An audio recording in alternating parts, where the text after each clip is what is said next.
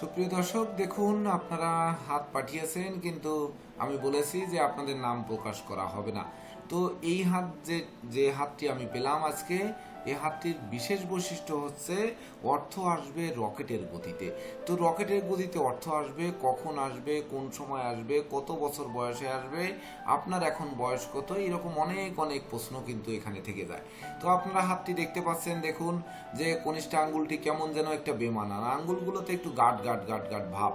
তাছাড়া কনিষ্ঠ আঙ্গুলটি একটু ঘাট ছাড়া, মানে দেখা যাচ্ছে আপনাদের অন্য আঙ্গুলের সঙ্গে সংযুক্ত নয়। এখন কনিষ্ঠ আঙ্গুলটা কেমন যেন একটু দূরে থেকে অবস্থান করছে, একটু ফাঁকা হয়ে দূরে অবস্থান করছে।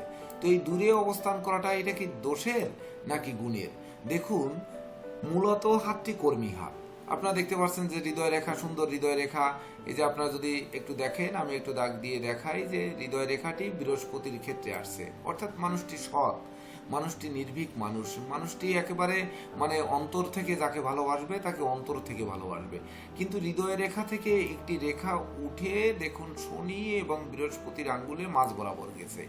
অর্থাৎ সে দেখা যাচ্ছে অর্থের প্রতি এমন একটা লোভ নেই, লালসা নেই, অথচ আমি বলছি রকেটের গতিতে টাকা আসবে।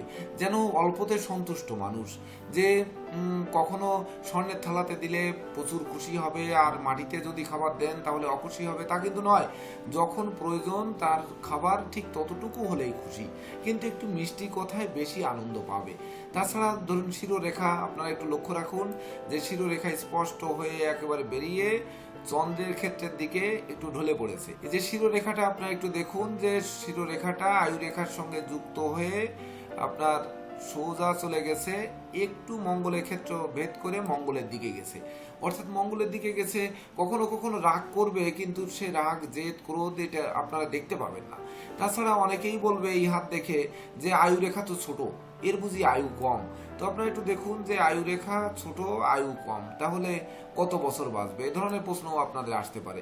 আয়ুরেখা এখানেই কিন্তু শেষ, কিন্তু আয়ুরেখা এখান থেকে শুরু করে আপনার হাতের মণিবন্ধন পর্যন্ত 120 বছর। তাহলে যদি এখানে মাঝামাঝির থেকে বেশি আছে, ধরেন 60 বছর, তাহলে 60 বছরে বেশি সে বাঁচবে না, এটা হচ্ছে পামিস্টরা বলবে। কিন্তু 60 বছরে বেশি যদি না বাঁচে, এই জাতক বা জাতিকা কত বছর বয়সে তার রকেটের গতিতে টাকা আসবে, এই রকেট চিহ্নটি কোথায় আসলে এটি খুঁজতে প্রকৃত মনে হয় আমার কাছেই আসছেন বা হাতটি পাঠিয়েছেন, এটি আমার সেটি মনে হচ্ছে। তাছাড়া দেখুন বৃহস্পতিতে বিশেষ করে বৃদ্ধাঙ্গুলিতে আলাদা একটি কর রয়েছে, এক্সট্রা কর। আপনারা এই যে দেখতে পাচ্ছেন এক্সট্রা কর, অর্থাৎ এ কোনো কাজে কোনোদিন পরাজিত হবে না। যে কাজ ধরবে সেই কাজ শেষ না করা পর্যন্ত তার সমাপ্তি নেই। এমনকি এক্সট্রা একটা অর্ডিনারি কিন্তু তার ভিতর থাকবে। আপনারা অনেক সময় জানেন যে বৃদ্ধাঙ্গুলির গর্ভে যদি জব চিহ্ন থাকে তাহলে তারা লেখক, গবেষক, আবিষ্কারক হয়। কিন্তু এর বৃদ্ধাঙ্গুলিতে গর্ভে কোনো জব চিহ্ন নেই, কিন্তু জব চিহ্ন না থাকলেও এক্সট্রা কর রয়েছে। এই করটি কিন্তু তার সুখের প্রতীক, শান্তির প্রতীক, এমনকি নিজস্ব ক্ষমতা, দক্ষতা বা নিজের মতে চলার একটা মানসিকতা এখানে থাকে। তার মতের বিরুদ্ধে কোনো কিছু চাপিয়ে দিলে সেটি কিন্তু বেমানান হবে। তাছাড়া আপনারা বলবেন যে ইন্ডেক্স ফিঙ্গার, যেটি দেখুন এই সোজা দাগ দিয়ে দেখাচ্ছি, এটি ইন্ডেক্স ফিঙ্গার। কিন্তু ইন্ডেক্স ফিঙ্গারের যে করটি রয়েছে দেখুন, এই যে গোড়ার যে করটি, আর আপনারা মিলিয়ে ফেলবেন যে এই সলোমন রিংটাকে কর ভেবে, কিন্তু এটি কিন্তু সলোমন রিং, স্পষ্টত সলোমন রিং রয়েছে হাতে। অর্থাৎ মানুষটি নিঃসন্দেহে, আমি যে কথা বলেছি, মানুষটি সৎ হবে, উদার হবে, পরোপকারী হবে, এমনকি কখনো হার কি জিনিস সেটি সে বুঝবে না। যদিও এখানে রবি দুর্বল, রবির ক্ষেত্র দুর্বল, অনেক জ্যোতিষরা আপনাকে বলবে হয়তো লেখাপড়ায় বাধা আসবে। বুধ দুর্বল, তার মানে বুধ নিচু, এক্ষেত্রে বলবে যে বুধ দুর্বল, তার মানে তার বুদ্ধি নেই, প্রকৃত মেধা নেই, প্রযুক্তি নেই, কৌশলী না, অধ্যবসায়ী না, তাহলে সে জীবনে কি থেকে বড় হবে, এরকম প্রশ্ন কিন্তু অনেকেই করবেন। এমনকি বা আপনি যদি জ্যোতিষের কাছে যেয়ে থাকেন কোনো জ্যোতিষের কাছে, তাহলে সে এই কথাটিই বলবে। কিন্তু আমি কেসিপাল আপনাদের একটি কথা জানিয়ে রাখি যে হাত অ্যানালাইসিস মানে হ্যান্ড অ্যানালাইসিস আপনারা কিভাবে করবেন। আমি বলেছি যে অর্থ আসবে বিশেষ করে রকেটের গতিতে। তো কোন চিহ্নে আসবে এখনো কিন্তু সেটি আপনাদের দেখানো হয়নি। তো বিশেষ করে দেখুন রাহুর ক্ষেত্রে কিন্তু তার একটি বৃহৎ জব চিহ্ন রয়েছে, যেটি আমরা বলবো দুশ্চিন্তার রেখা। এটি কিন্তু একটু দুশ্চিন্তাও করবে, অর্থাৎ সে একটু চিন্তাশীল মানুষও বটে। তো চিন্তাশীল মানুষ হঠাৎ করে কিভাবে বড় হবে, দেখুন এইবার আমরা মূল জায়গায় চলে চলে আসি। মূল জায়গা হচ্ছে দেখুন, মণিবন্ধন থেকে রেখা উঠে আপনার ভাগ্য রেখা আকারে অঙ্কিত হয়ে সোজা কেতুর ক্ষেত্রে এসে সমাপ্ত হয়েছে। ভাগ্যরেখা কিন্তু ওঠেনি, অর্থাৎ ভাগ্য কিন্তু তাকে সাপোর্ট করছে না। কিন্তু শুক্রর ক্ষেত্র থেকে একটি প্রভাব রেখা এসে ভাগ্যরেখার সঙ্গে যুক্ত হয়েছে। শুধু যুক্তই হয়নি, এখান থেকে এই প্রভাব রেখাটি কিন্তু বক্র হয়ে স্বাস্থ্য রেখার মতো বা ব্যবসা রেখার মতো আপনার বাম দিকে মঙ্গলের ক্ষেত্রে চলে গেছে, এবং মঙ্গলের ক্ষেত্রে গিয়ে দেখুন একটি বৃহৎ ত্রিকোণ তৈরি করে হৃদয় রেখায় গিয়ে মিলিত হয়েছে। কিন্তু এটি কিন্তু রকেট চিহ্নর পূর্বাভাস নয়। রকেট কোথায়? এবার আপনারা খুঁজবেন যে রকেট কোথায়। তাহলে আমরা আরেকটু রকেট চিহ্নটা আপনাদের স্পষ্ট করে দেখানোর জন্য যাই। তাহলে দেখুন যে হাতে রকেটের গতিতে টাকা আসবে। চন্দ্রক্ষেত্র থেকে একটি ভাগ্য রেখা উঠে সোজা একেবারে হাতের তালুতে শিরোরেখার নিচে গিয়ে মিলিত হয়েছে, এবং ওখান থেকে দেখুন এই যে আয়ুরেখা মানে শুক্র ক্ষেত্র থেকে আমি প্রথমেই যে রেখাটি দেখালাম প্রভাব রেখা, যেটি উঠে হাতের তালুর মাঝখানে গেছে, এখান থেকে কিন্তু আরেকটি রেখা উঠে গিয়ে দেখুন রকেটের ন্যায় বা বন্দুকের বুলেটের ন্যায় তৈরি করেছে। এই বুলেটটার গোড়া অংশ কিন্তু আবার আপনার মিলিত হয়ে ব্যবসার রেখার সঙ্গে মিলিত হয়েছে। দেখুন এই যে ব্যবসা রেখা, তাহলে ডাবল ব্যবসা রেখা। যদি আমরা এই প্রথম যে ব্যবসা রেখাটি দেখিয়েছিলাম সেটিকে আমরা বাদ নাই দেই, আমরা নিচের যে ব্যবসা রেখাটি রয়েছে সেদিকে একটু নজর দিই, তাহলে আপনাদের প্রথম ব্যবসা রেখাটি যে বুলেট যেটি তৈরি করেছে সেটি বোঝার জন্য আমি প্রথম ব্যবসা রেখাটি কেটে দিলাম। এটা আপনারা এখানে দেখে নেবেন। কিন্তু এই যে বুলেটটি একেবারে শুক্র ক্ষেত্রকে পেঁচিয়ে চন্দ্রক্ষেত্রকে নিয়ে গোল আকারে একটি বুলেট তৈরি করেছে, সুচালো আপনারা এই যে দেখতে পাচ্ছেন। অর্থাৎ এটি বুলেটের ন্যায় অর্থ আনবে। সেই অর্থ কোথা থেকে আনবে? এটি কারো সহযোগিতায় আনবে।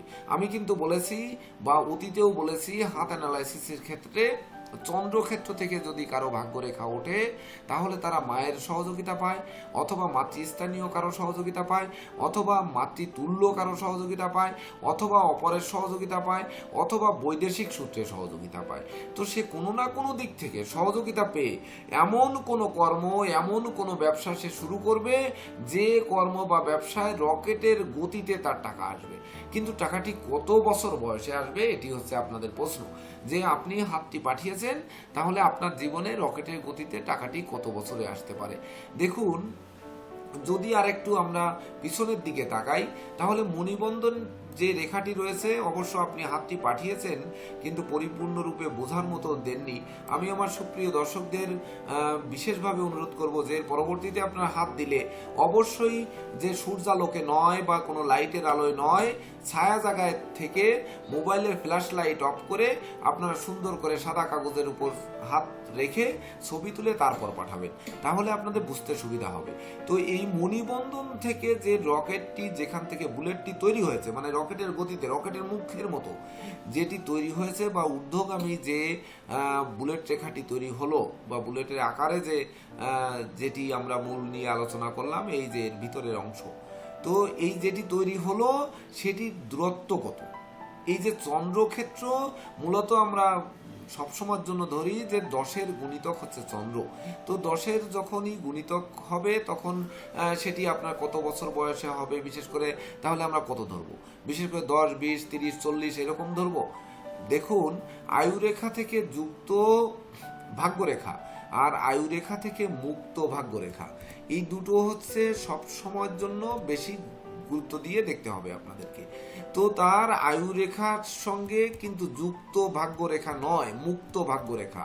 আমি যেটি প্রথমেই বলেছি সেটির দিকে আবার একটু আমরা চলে যাই, যে আয়ুরেখার সঙ্গে যুক্ত কিন্তু হয়নি, আয়ুরেখা এসে থেমে গেছে এই পর্যন্ত। ভাগ্যরেখাটি কিন্তু আপনার একেবারে শুক্র ক্ষেত্র থেকে উঠে সোজা ভাগ্য রেখা উঠে গিয়ে সেখানে গিয়ে বুলেট রেখা তৈরি করেছে। এমনকি এই মণিবন্ধন থেকে দেখুন শুক্র ক্ষেত্র থেকে আরও একটি রেখা গিয়ে সেখানে ব্যবসার রেখার সঙ্গে যুক্ত করে বুলেটটি তৈরি করেছে। অর্থাৎ এই বুলেট রেখা হচ্ছে তার জীবনের মধ্য বয়সের পরে, অর্থাৎ 33 থেকে 35-এর পরে সে রকেটের গতিতে অর্থ পাবে, এবং সেই অর্থটি আসবে বিশেষ করে কারো সহযোগিতায় ব্যবসা বাণিজ্য, প্রযুক্তি বা কোনো কৌশলী ব্যবসা বাণিজ্য এইরকম কোনো কিছুতে, বা বিশেষ কোনো কনসালটেন্সি ফার্ম বা অনলাইন কোনো বিজনেস, বা যে বিজনেস শুরু করবে সেটি ছোট থেকে তিল তিল করে তাল হবে, এ ব্যাপারে কোনো সন্দেহ নেই।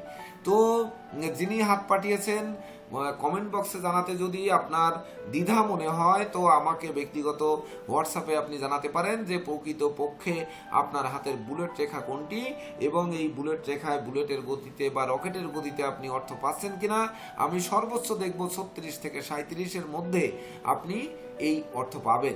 তবে আপনার জীবনের সব থেকে বড় বিষয় কি সেটি জানুন, যে এই বুলেটের ফলটা দেবে কিন্তু দৈবভাবে এবং অপরের সহযোগিতায় বা কোনো মাতা বা মাতৃস্থানীয় সহযোগিতায়। তাহলে সেই যে সহযোগিতা, এটা দৈবভাবে আনবে, অর্থাৎ দৈব টেনে আনবে, অর্থাৎ কেতু। তো কেতু কিনা আপনার যেন দুর্বল না হয়ে যায়, যেহেতু আপনার হাতের তালুটি শক্ত মনে হচ্ছে। তো সেক্ষেত্রে আপনাকে বিশেষ পরামর্শ দিব যে আপনি হয়তো জ্যোতিষের কাছে গেছেন, আপনার হাতে আংটি রয়েছে, এখানে আংটি রয়েছে আমরা দেখতে পাচ্ছি, তো কিসের আংটি পরেছেন আমি সঠিক জানবো না বা জানি না, এটা দেখাও যাচ্ছে না। তো সেক্ষেত্রে আপনার জন্য পরামর্শ রইল যে আপনি বৃহস্পতিতে যেহেতু সলোমন রিং রয়েছে, এবং আদার্স আরও একটি সলোমন রিংও কিন্তু বৃহস্পতির ক্ষেত্রে অর্ধাকারে রয়েছে। তো বৃহস্পতি এবং কেতু, বিশেষ করে দৈব শক্তির কারক গ্রহ হচ্ছে কেতু। কেতুর একটি ক্যাটসাই নামক একটি পাথর আপনি পরিধান করবেন, আর বৃহস্পতির পোকরাজ। তাতে কি হবে, দৈব আপনাদের যে রকেট গতিতে যে অর্থ আসবে, সেই অর্থটা বৃহস্পতি ধরে রাখতে সহযোগিতা করবে।